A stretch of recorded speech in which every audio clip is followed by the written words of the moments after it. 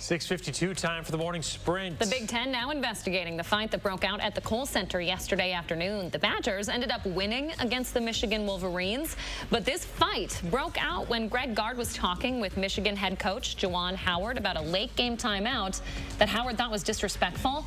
Watch this. This got really heated when Howard reached out and hit one of UW's assistant coaches. There it is.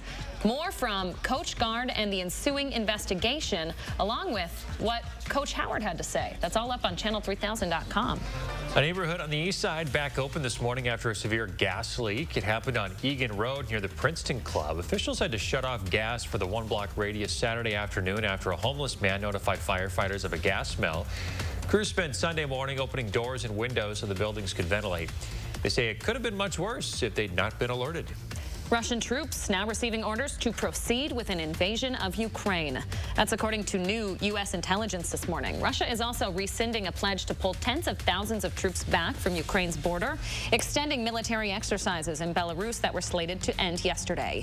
President Biden held an emergency meeting with his national security team on Sunday and consulted with French President Emmanuel Macron in a phone call. Well, police in Wausau say that they responded to more than 170 car crashes during Friday's nasty weather.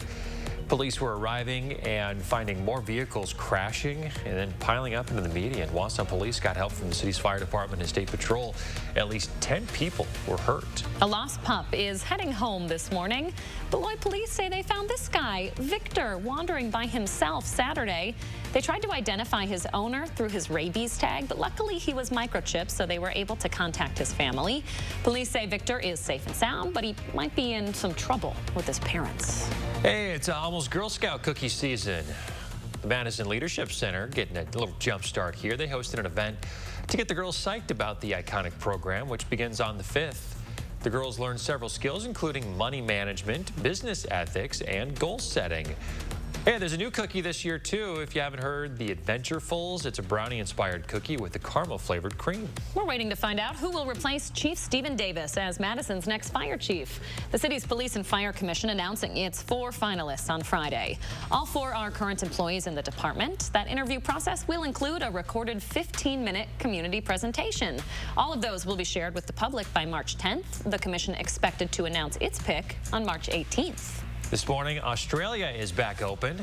For the first time in 2 years, borders opened up and planes are headed in. Anyone who has been vaccinated is now able to enter the country. New research finds treating babies with antibiotics in the first week of life is linked with a decrease in healthy bacteria that helps digest breast milk and promotes gut health.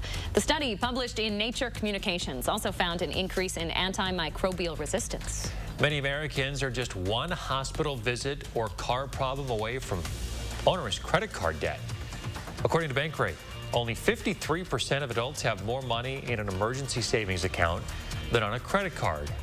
What's more, 22% of U.S. households have more credit card debt than rainy day savings. On the bright side, the figures are an improvement from a year ago. Carnival Cruises will be relaxing its mask rules next month.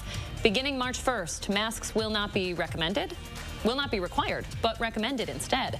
The company says there may be certain venues and events where you will have to wear a mask. The Carnival Corporation owns several major cruise lines. According to the company, 13 million passengers sail on board a Carnival-owned ship in a typical year.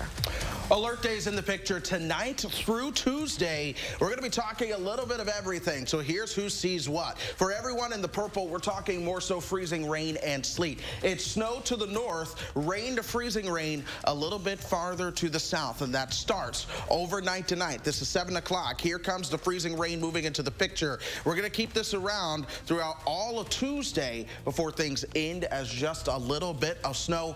In Madison, we're talking a 1/10 to a 1/4 inch of freezing rain, less than an inch of the snow and sleet. Keep it right here to News 3 Now, folks. We're going to continue to track that alert day all day long.